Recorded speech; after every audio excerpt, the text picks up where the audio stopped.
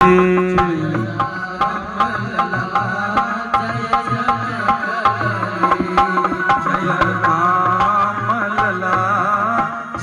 जनक लली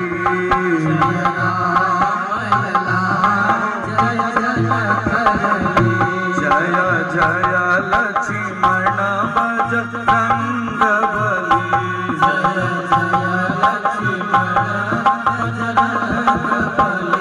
जय नंद लला भानु लली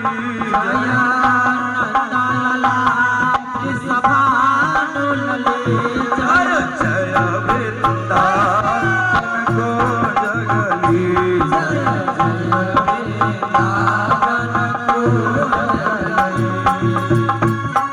जय हो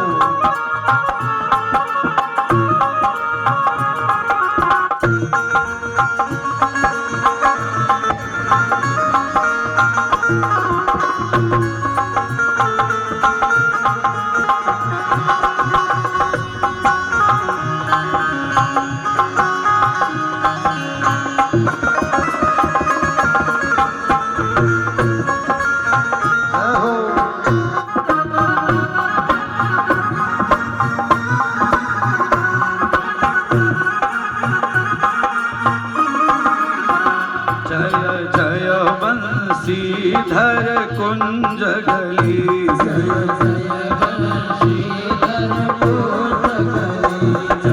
जय बंशीधर कुंज गली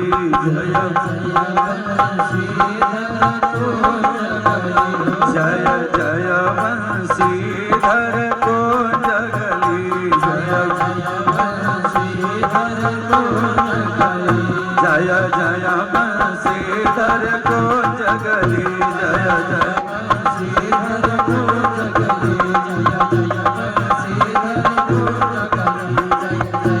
जय हो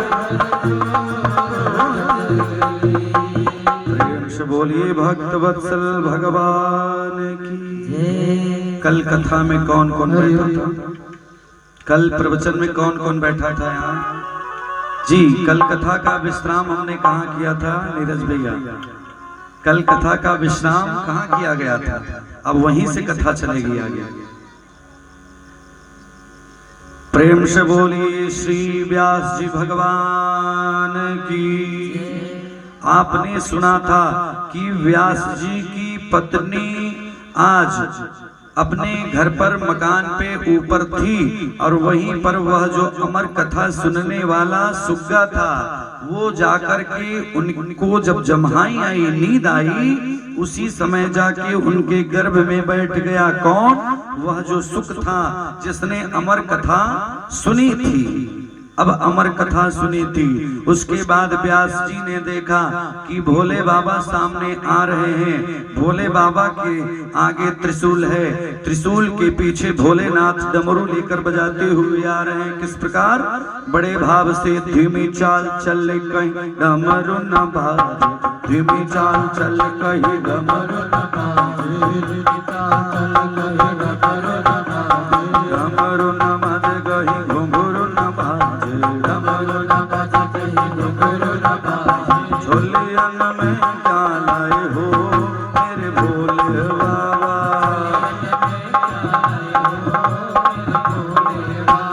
झोलियन में क्या लाए हो मेरे भोले बाबा। कल इसी भजन पर हमने विश्राम किया था ना?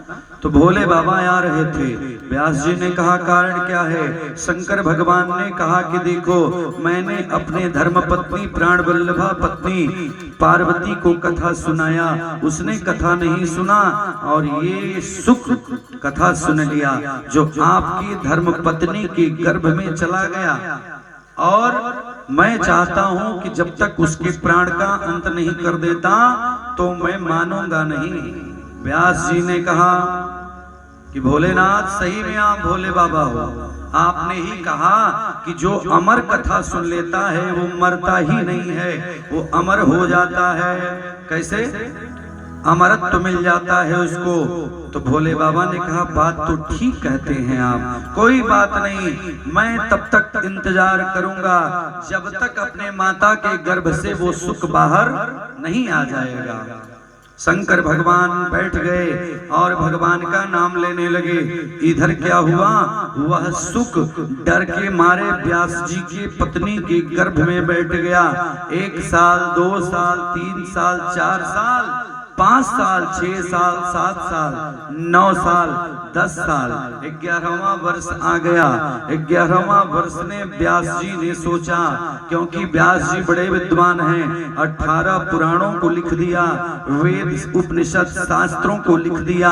और व्यास जी ने कहा कि अब तो लगता है कि शंकर भगवान नहीं जाएंगे, तो सृष्टि का विलय अर्थात ब्रह्मा जी सृष्टि की रचना करते हैं और विष्णु भगवान पालन करते हैं और शंकर भगवान संहार करते हैं। और इस दुनिया में जो आया है उसे जाना पड़ेगा, चाहे वो राजा हो या गरीब हो या शोषित हो या पिछड़ा हो या अमीर हो, सब आया है तो जाना है। कोई ऐसा है जो कह सकता है कि मैं अमर हूं? कोई है? कोई अमर इस दुनिया में नहीं है। देखिए माता जी कह रहे हैं कि नहीं है, सही बात। बड़े बुजुर्गों का बड़ा महत्व है, बड़े बुजुर्गों से हम लोगों को सीख लेनी चाहिए। एक जमाना था कि जब बुजुर्गों की बात आती थी तो विवाह में बुजुर्गों को बैठा के ले जाते थे कि कुछ बताएंगे। ऐसे ही महाराज एक जगह एक घर था, वहां पे एक गांव था। गांव के लोगों ने सोचा कि एक यज्ञ कराई जाए। मामा जी एक यज्ञ कराई जाए, यज्ञ समिति बनाई गई, यज्ञ कमेटी बनाई गई। और जब कमेटी बन गई तो लोगों ने सोचा कि किसी अच्छे संत के यहाँ चलेंगे तो चंदा बढ़िया मिलेगा। चंदा तो जो मिलेगा शुरुआत बढ़िया हो जाएगी।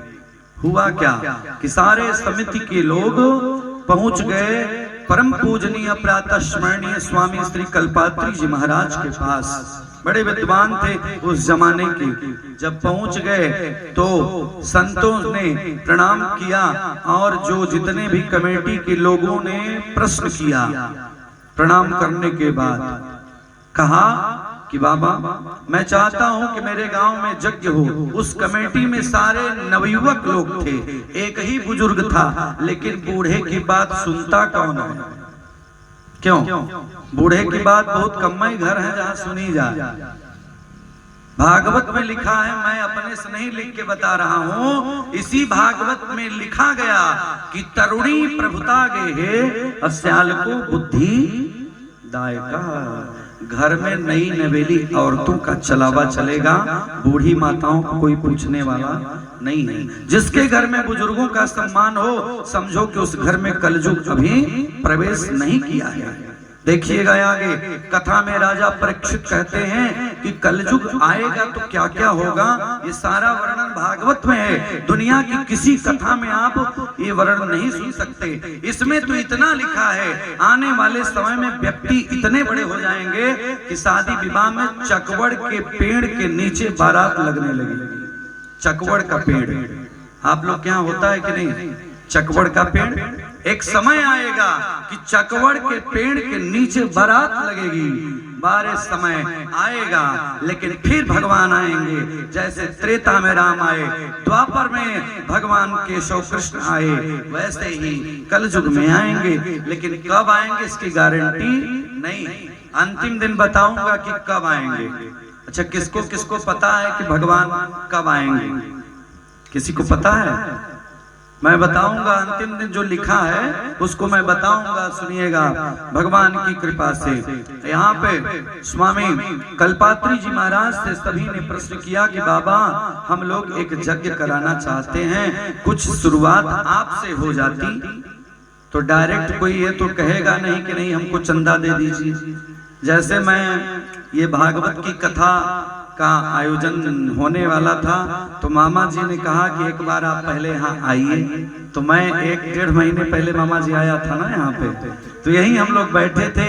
तो तो आपके गांव में शायद मिर्जापुर से हमारे रामलीला वाले आए थे या कुछ चल रहा था, तो वो आ गए और बिना बताए आ गए। तो मैं भी बैठा था, मेरे एक विद्यार्थी शिवम जी बैठे हुए थे, तो उन्होंने कहा कि कुछ दान कर दीजिए। हम लोग जलपान कर रहे थे, पकौड़ी खा रहे थे यहीं पे, और उन्होंने कहा कुछ दान कर दीजिए। मामा ने कहा कि ठीक है चलिए 101 लिख लीजिए, लेकिन उन्होंने कहा नहीं आप कुछ और बढ़ जाइए। मामा 501 रुपया दिए।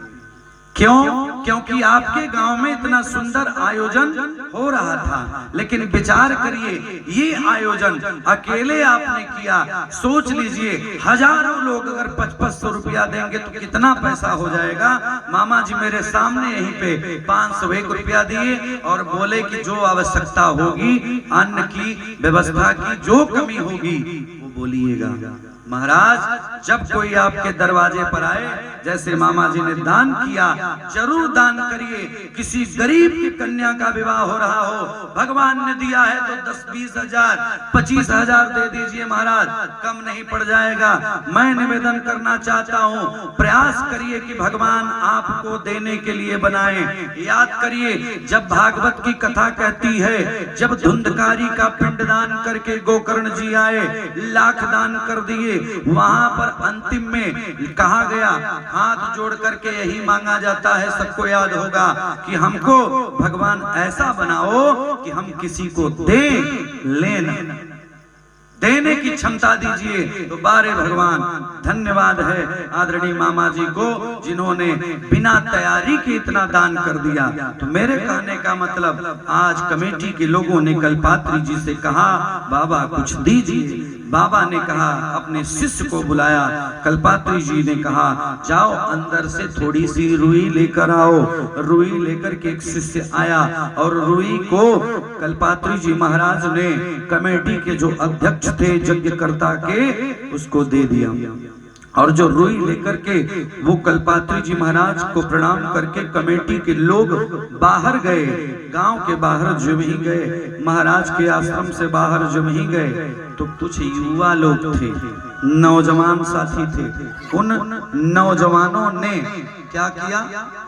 नौजवानों ने कहा कि बात क्या है, इतने बड़े संत थे, हम लोग गए, कुछ दक्षिणा नहीं दिए, पैसा नहीं दिए, बात क्या है, बड़े कंजूस हैं, कैसे इनको सब कोई बड़ा मानता है। सोचिए नौजवानों ने क्या सोचा। और एक बुजुर्ग दादाजी थे, उन्होंने कहा बेटा अगर कोई संत कोई चीज देता है तो उसका एक महत्व होता है। चलो अगर तुम लोगों के मन में है तो मैं पूछूं, लेकिन जितने युवा थे नौजवान सब डांट के बैठा दिए, अरे आप तो ऐसे ही सठिया गए। क्योंकि हमारे यहाँ एक देहाती कहावत है, हिंदू का बूढ़, लेकिन मैं बताऊं हिंदुओं के सनातन धर्म में जो बुजुर्गों का अनुभव है, ये बाल सफेद किसी का ऐसे नहीं होता है। सफेद जब होता है तो ये समझो कि अनुभव बोलता है।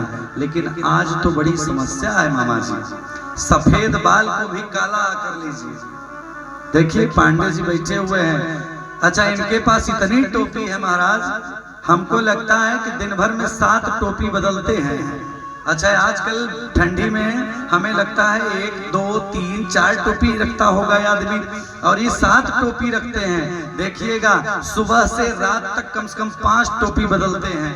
कारण क्या है? अंदर तो टोपी का बड़ा महत्व है। अच्छा जानते हैं एक बूढ़े बाबा ससुरारी में गए, और ससुरारी में गए, हम महाराज चकाचक डाई वाई बाल में लगा के गए। और जब डाई लगा के गए तो कितना भी बूढ़ा हो, दुनिया का एक शब्द ऐसा है कि महाराज बूढ़ा भी बसंत ऋतु में आ जाता है। जैसे इस समय बसंत चल रहा है, वो शब्द क्या है? हो जिसके आगे जी और जिसके पीछे जी, वो है जीजा जी। तो ये शब्द ऐसा है कि अपने आप कलर हो जाता है बाल। तो विचार करिए, आज बूढ़े बाबा ने कहा कि प्यारे संत ने दिया है, चलो उन्हीं के पास नौजवानों के साथ, जब युवाओं के साथ बाबा के यहाँ कल्पात्री जी महाराज के आश्रम में जब ही पहुंचे, बाबा ने कहा, कल्पात्री जी महाराज ने कहा कि फिर आप लोग आ गए, क्या चाहिए? उस बूढ़े बाबा ने कहा कि इन नौजवानों को शक है कि आपने ये रुई क्यों दिया, इस रुई का क्या मतलब है?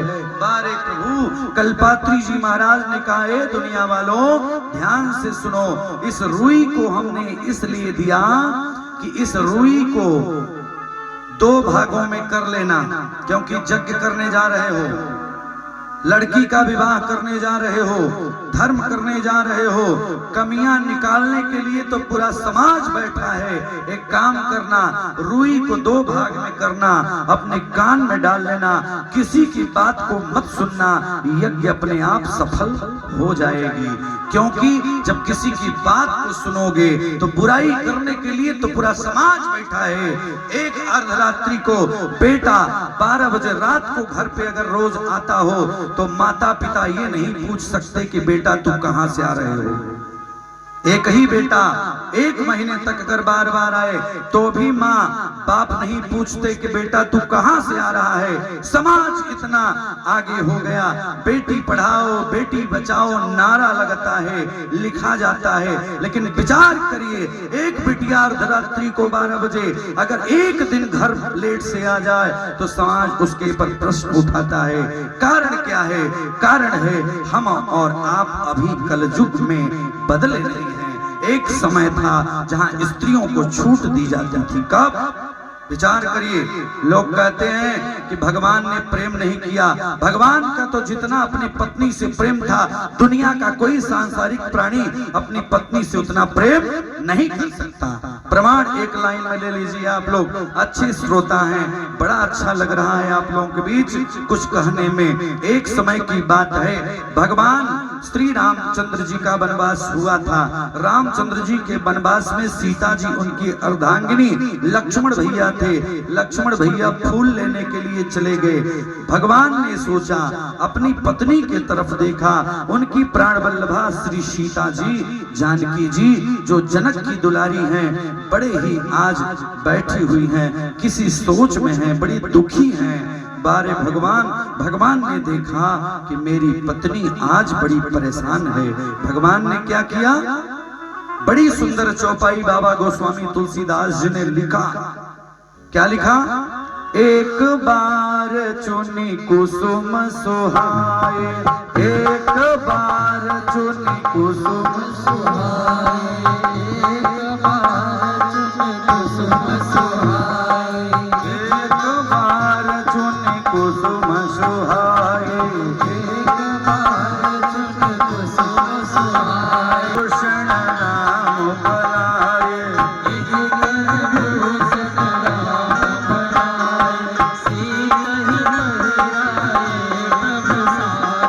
सीता ही प्रभु पहिनाए सादर, सीता ही पहिनाए प्रभु सादर, बैठे हो सिला पर, बैठे फटक सिला पर। एक समय भगवान ने देखा कि आज पत्नी दुखी है। विचार करिएगा, भगवान ने सोचा अब मेरे पास यहाँ गहना खरीदने का समय नहीं है, क्योंकि मैं वनवासी हूँ, मेरे पास धन नहीं है। जानते हैं, अगर पति पत्नी का प्रेम हो तो सिर्फ गहना कपड़े से प्रेम नहीं होना चाहिए। भगवान श्री राम ने अपने हाथों से एक बार चुनी कुसुम सुहाए, यानी फूलों को अपने हाथों से, कुसुम यानी फूल को तोड़ा। तोड़ा और चुना में अंतर होता है। उसमें लिखा है कि एक बार चुनी कुसुम सुहाए, फूलों को अपने हाथों से चुना, निकाला, बनाया। किसकी माला? फूल की। और क्या किए? सीता ही प्रभु सा दर पहिनाए, सीता ही प्रभु सा। सीता जी को सादर फूल की माला बना करके उनके केस पास बालों में सजाए और एक माला उनको पहनाए। आज कलयुग का कोई ऐसा पति बताइए जो अपने हाथों से माला बनाए? छोड़ दीजिए, हाथों से माला छोड़ दीजिए, जाकर के मार्केट से, शहर से खरीद कर कोई ला करके अपनी पत्नी को पहनाता है। हाँ, 100 में 1-2% है। आप क्या है ना, 1-2% पूर्वडीहा में तो होगा ही। कोई है ना ऐसा जो? नीरज भैया बोलिए वृंदावन बिहारी लाल की। सोच लीजिए, लोग कहते हैं कि राम का चरित्र, राम ही का चरित्र कहता है कि जब छोटा भाई घर से थोड़ी दूर पर गया तब भगवान ने श्रृंगार किया। और आज क्या है?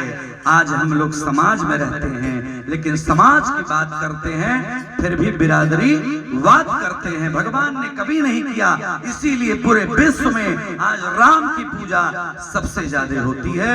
बोलिए वृंदावन बिहारी लाल की। इसलिए आइए भगवान का नाम लीजिए। उसके बाद भगवान शंकर ने क्या किया? व्यास जी ने देखा कि अब 11 वर्ष बीत गया, 12वां वर्ष आ रहा है, मेरा बेटा पैदा कैसे होगा? अब भगवान की पूजा लगे करने। किसकी पूजा? पहले जमाने में माता जी लोग, जब कोई स्त्रियां गर्भवती होती थी तो हमारे शास्त्रों में 16 संस्कार बताए गए। पुंसवन संस्कार, पहला संस्कार जो है वो भगवान की कृपा से होता है। उसके बाद जब गर्भ में 3 महीने का जीव होता है तो पुंसवन संस्कार होता है। उसके बाद 8वें महीने में फिर एक संस्कार होता है। उसके बाद यहाँ पर व्यास जी ने अपनी पत्नी के 12वें वर्ष में गर्भ में जो बच्चा पल रहा था उसके लिए याद किया। किसको याद किया? शंकर जी आज बैठे हैं। और यहाँ पर व्यास जी ने सोचा कि अगर मेरा बेटा जन्म लेगा तो ये शंकर जी छोड़ेंगे नहीं, क्योंकि ये अभी समाधि में हैं, और तीसरा नेत्र खुलेगा मेरा बेटा समाप्त हो जाएगा। भले ही ये अमर कथा सुना है।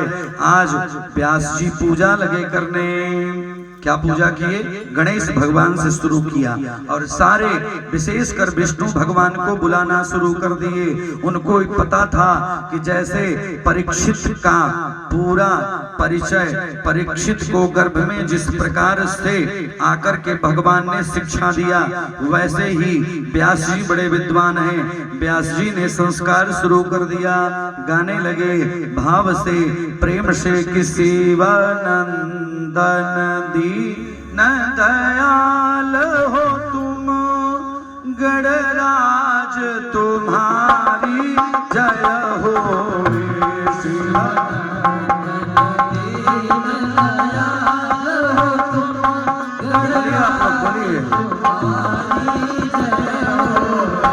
भोलेनाथ तुम्हारी जय होवे, महाराज तुम्हारी जय होवे। भोलेनाथ तुम्हारी जय होवे, महाराज तुम्हारी जय होवे। सिर ताज तुम्हारे सिर सोहे, सिर ताज तुम्हारे सिर सोहे। एक दंत हमारा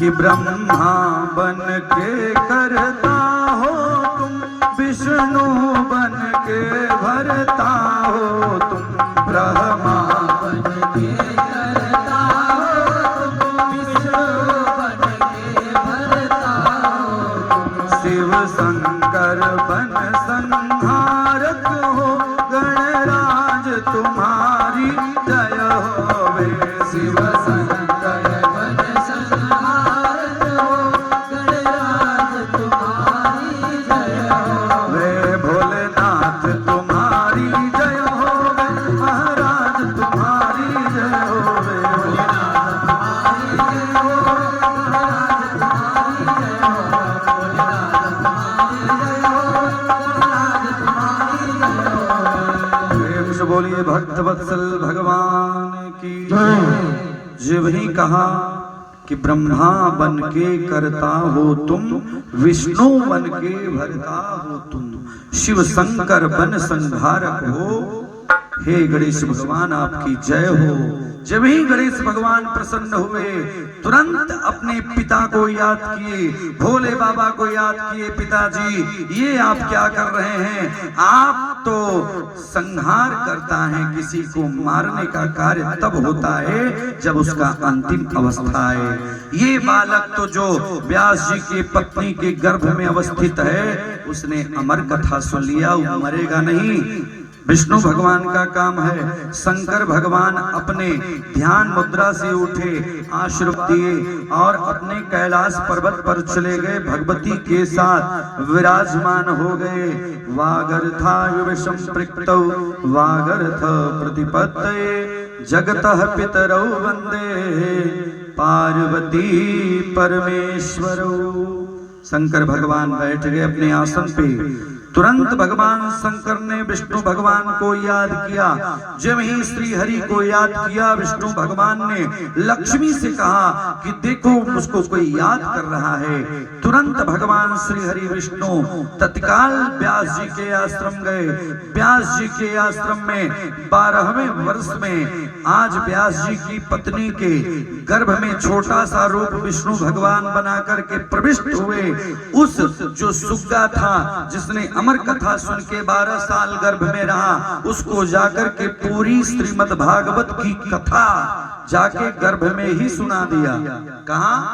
गर्भ में माता के। और विचार करिएगा, बारे भगवान विष्णु आशीर्वाद दिया कि जाओ तो दुनिया के सबसे बड़े कथावाचक बनोगे, तुम्हारा सिर्फ नाम ले लेने से सृष्टि का कल्याण हो जाएगा। आज भगवान श्री हरि विष्णु जो है अपने धाम में गए। यहाँ पर 12 साल के बाद व्यास जी के घर एक बच्चे का जन्म हुआ। वह बच्चा कैसा था? बड़ा सुंदर था, सुख था, लेकिन जब जन्म हुआ तो सुंदर बालक बन गया। कैसे? कि जुग जुग जिया सोला नवा भवनवा के भाग जागल हो, जुग जिया सोला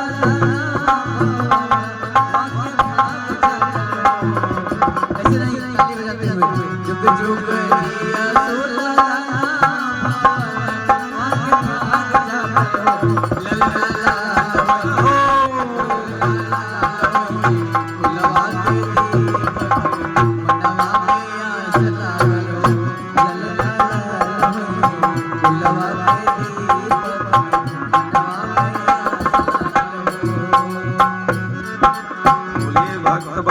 भगवान की। एक सुंदर बालक का जन्म हुआ, बड़ा ही दिव्य तेज था उसके में। व्यास जी बड़े प्रसन्न हुए कि चलो 12 साल के बाद घर में बेटा हुआ। जब वही बेटा हुआ, जब वही थोड़ा सा जानकारी बढ़ी, हम महाराज 5 साल की अवस्था के पहले, आजकल के बच्चे छोटे ही बड़े विद्वान होते हैं। यहाँ तो सुखदेव जी ने पूरा उनका नाम रखा गया, नामकरण संस्कार हुआ, गुरु जी ने नाम रख दिया। प्रेम से बोलिए सुखदेव भगवान की। सुखदेव नाम पड़ा। धीरे धीरे समय व्यतीत हुआ, व्यास जी ने पुराण के विषय में, भागवत के विषय में, गीता के विषय में अपने बेटे को विद्वान बना दिए। विचार करिएगा, जब व्यास जी ने विद्वान बनाया उस समय 7 साल की अवस्था हुई, और जब 7 साल की अवस्था हुई तो क्या हुआ, धीरे से अपने घर से अपने सुंदर वस्त्रों को पहने, कौन सा, गेरुआ वस्त्र पहने, और 7 साल की अवस्था में घर छोड़कर जाने लगे। जब जाने लगे तो पिता ने, व्यास जी ने कहा कि पुत्र तू मत जाओ। व्यास जी के पुत्र सुखदेव जी ने समझाया कि देखो पुत्र मोह नहीं सताना चाहिए, क्योंकि वो भाग्यशाली होता है जिसका बेटा सीमा सुरक्षा बल में जाता है। वो भाग्यशाली होती है माँ जिसका बेटा शहीद होता है। वो भाग्यशाली होती है माँ जिसने जन्म देकर के अपने भारत की आन बान सुरक्षा के लिए योद्धा बना देती हैं। भाग्यशाली है वो माँ जो अपने बेटे को डॉक्टर, इंजीनियर, विद्वान, साइंटिस्ट बनाती हैं, जो देश की सेवा करता है। वो भी माँ भाग्यशाली है जिसका बेटा उसके घर पे रह के उसकी सेवा करता है। वो भी माँ भाग्यशाली है जिसके माता पिता का आशीर्वाद उसके ऊपर रहता है। समय व्यतीत हुआ, आज व्यास जी के पुत्र सुखदेव जी नहीं माने और छोड़कर बीच कंदराओं में जाकर के हिमालय की भूमि पर तप लगे करने। तप बल विप्र सदा बरियारा,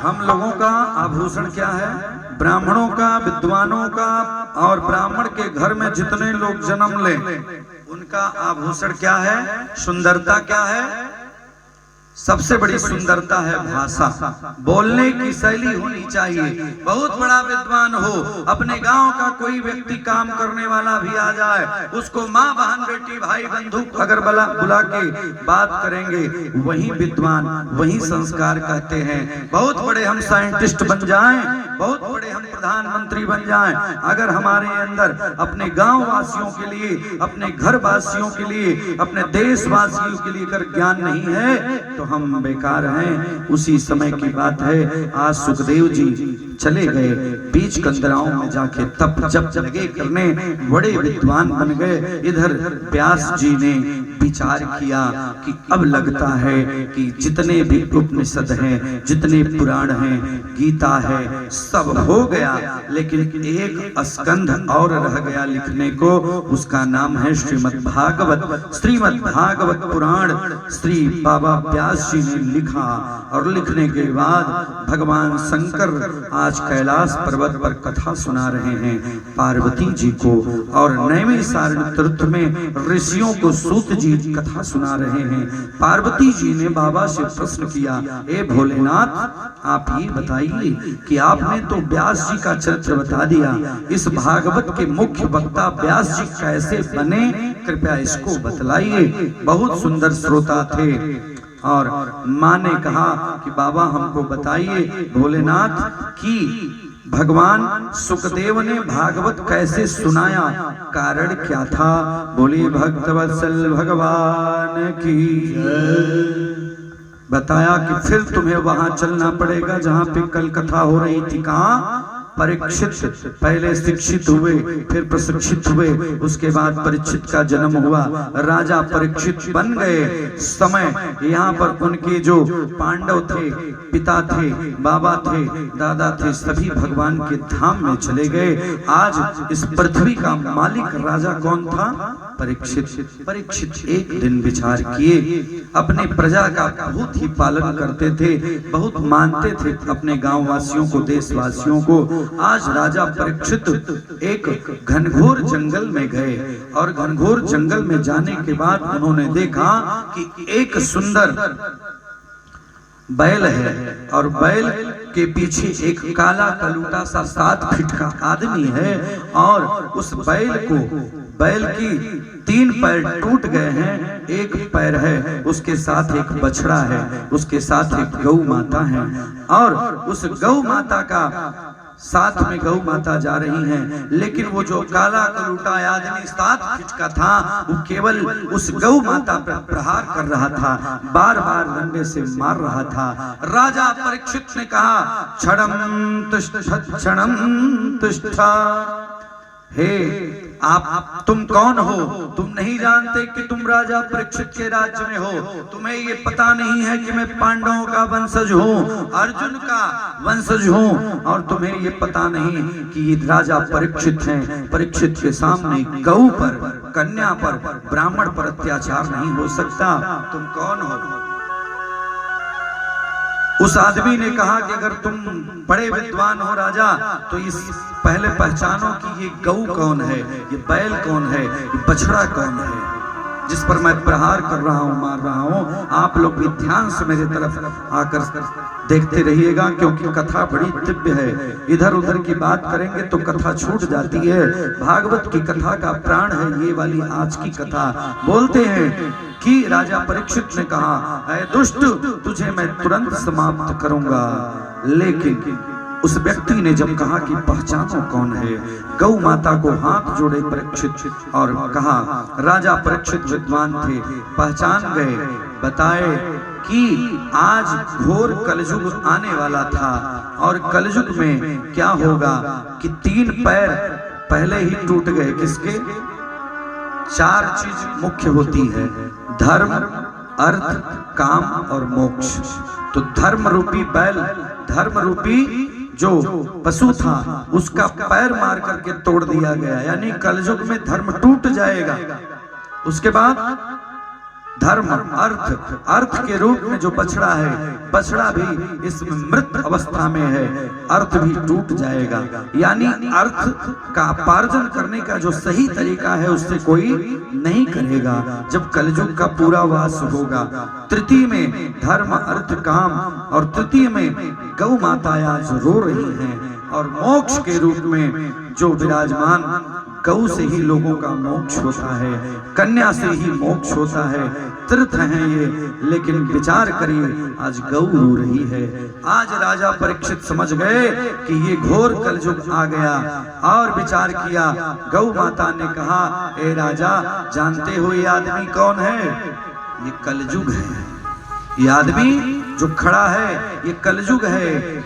आज परीक्षित ने कहा कि देखो, धर्म, अर्थ, काम, मोक्ष चारों को छोड़ दो, इस गाय को छोड़ दो, बैल को छोड़ दो, बछड़े को छोड़ दो।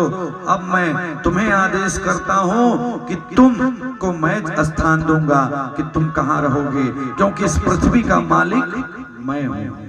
आज राजा परीक्षित ने कहा, देखिए राजा ऐसा होना चाहिए, हमारे आपके बीच सांसद, विधायक, प्रतिनिधि ऐसे होने चाहिए जो आपकी जनता की समस्या को सुने, अपने समस्या में रह जाएं, लेकिन पब्लिक, जनता समस्या में न हो। लेकिन आज का जमाना तो कुछ दूसरा है।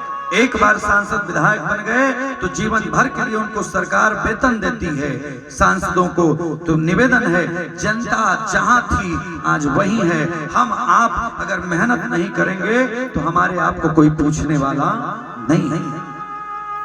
सिर्फ थोड़ा थोड़ा राशन लेकर के जीवन यापन करने से कुछ नहीं होगा।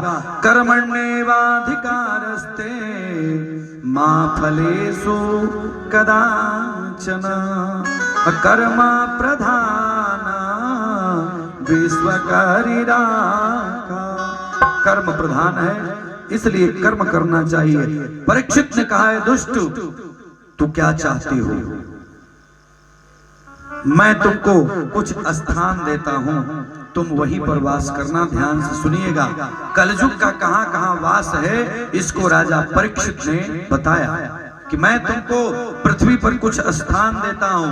बताया 4 जगह। स्त्रियः पानम, बताया कि जहां पे मदिरा का पान होता हो। कहां? जहां मदिरा का पान होता हो।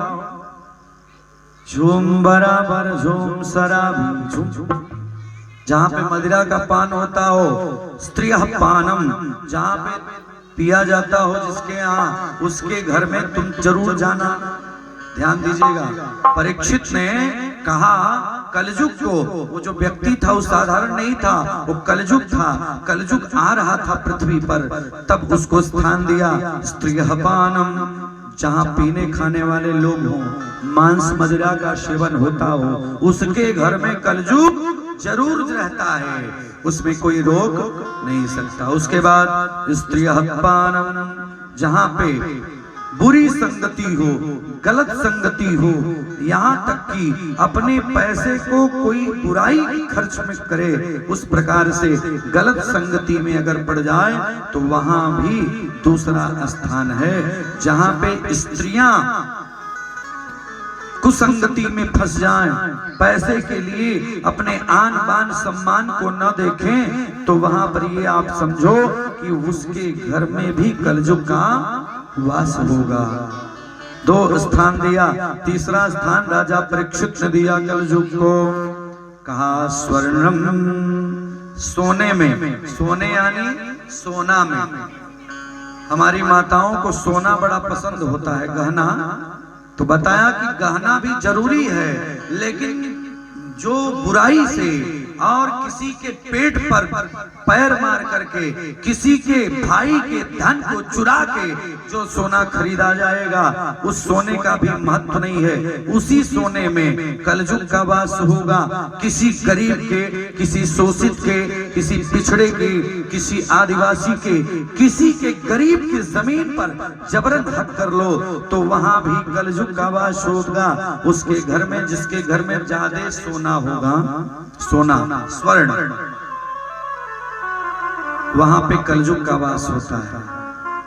अच्छा, जिसके हमको लगता है कि पूर्विया में तो पैसे ही बहुत गहना वहना होता है, सोना वना है ना, तो जिसके यहाँ ज्यादा होगा, नियम है कि ज्यादा हो तो दान कर देना चाहिए। और स्वर्ण दान का सबसे बड़ा लाभ है, मैं नहीं कहता, लिखा है, स्वर्ण दान करने से व्यक्ति को मोक्ष की प्राप्ति होती है। अकाल मृत्यु में कोई व्यक्ति परिवार में मरा होगा, उसकी मुक्ति तत्काल बन जाती है। ऐसे ही मामा जी एक जगह प्रवचन चल रहा था, हमने कहा, जहाँ हनुमान जी का प्रवचन राम कथा में चल रहा था, हमने कहा हनुमान जी उड़े और लेकर गदा उड़े और गए लंका में। महाराज लंका में गए तो वहां जो क्रिया है वहां हुई, मैं आपको बताऊंगा। तब से एक दादाजी खड़े हो गए और कहे कि बाबा ये बताइए कि जब हनुमान जी उड़े तो लंका में जब गए तो रूप बनाए, किसका रूप बनाए? लंका के द्वार पर जब ही आए, जब प्रवेश करना था तो किसका रूप बनाए थे? बताइए, आप लोग बताइए, पीछे वाले किसका रूप बनाए? मच्छर का, मसक समान, कि मसक समान रूप का पिधारी,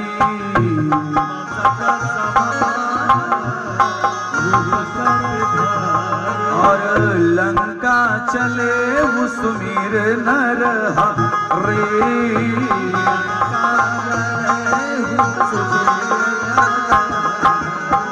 बोलिए वीर बजरंग बली की यह चौपाई हम गाए कि मसक समान यानी मच्छर के समान छोटा सा। और आज हम लोग मच्छर को भी मारना कम नहीं कर रहे हैं। सोच लीजिए, लोग कहते हैं कि हम गलत कहाँ करते हैं। महाराज, मच्छर जिसके समान बजरंग बली ने रूप बनाया वो भी जीव है, चींटी है वो भी जीव है। जीव हत्या हम लोग रोज करते हैं, 2-4-10 चींटियां रोज दबाते हैं, वो भी जीव है। 84 लाख योनि का वो जीव है, हत्या करते हैं। वो कटता कैसे है? भागवत सुनने से, स्वर्ण दान करने से, गौ दान करने से। यहाँ तक कि घर में पैसा ज्यादा नहीं रखना चाहिए ना। अच्छा, आज हमको लगता है कि पूर्वदिहा में दान तो खूब होता है, लेकिन महाराज बड़ी भाग्य है। बोलिए वृंदावन बिहारी लाल की। अच्छा, हुआ क्या? बताया बाबा ने कहा, यानी उस बूढ़े बाबा ने कहा कि ये बताइए महाराज जी कि जब हनुमान जी छोटा रूप बनाए मसक वाला, ध्यान से सुनिएगा, तो उनका प्रश्न था कि जो राम जी ने अंगूठी दिया था जाते समय, समझ रहे हैं आप लोग ना? हनुमान जी को जो राम जी अंगूठी दिए थे सीता जी को पहचानवाने के लिए, उनका प्रश्न मेरे सामने था कि बाबा वो अंगूठिया हनुमान जी कहाँ रखे। अब सोचिए, ऐसे ऐसे सुनने वाले हैं, ऐसा प्रश्न करेंगे कि जिसका कुछ उत्तर ही न निकले। हमने कहा महाराज तुम ये बताओ, तुम प्रश्न करोगे, मैं आचार्य हूँ, मैं ज्योतिष व्याकरण का आचार्य हूँ। व्याकरण की दृष्टि में एक लिखा रहता है, साहित्य कहता है कि सूखे पत्ते अर्थात पेड़ से पत्ते गिरते हैं, इसको हमारा साहित्य कहता है। की वृक्षात पत्राणि पतन्ति संस्कृत में कहते हैं। उसी को अगर मैं व्याकरण की दृष्टि से बोलूंगा, विद्वान लोग बैठे हैं ध्यान से सुनिएगा, कि शुष्कः वृक्षः वृक्षात पत्राणि पतन्ति, यानी मैं उसको व्याकरण की दृष्टि से पढ़ूंगा तो आप जल्दी, कोई विद्वान होगा तभी समझ पाएगा। हमने कहा कि बाबा ये बताइए, आपका प्रश्न ये है कि अंगूठी कहाँ गई। हमने कहा यार जब हनुमान जी छोटा रूप बना सकते हैं, बड़ा रूप बना सकते हैं, तो क्या अंगूठियां छोटी नहीं हो सकती है? क्योंकि दान वाली अंगूठी भी होती है, अंगूठी छोटी भी तो हो सकती है। यानी मेरे कहने का मतलब कि प्रश्नकर्ता लोग एक से एक प्रश्न करते हैं, कोई प्रश्न करता है तो कहने में भी अच्छा लगता है। 3 जगह दिया, कहाँ दिया? जहां पे बुरी संगति हो, जो स्त्री बुरी संगति का कार्य करती हो, धन का अर्जन करती हो, वहां दूसरा नंबर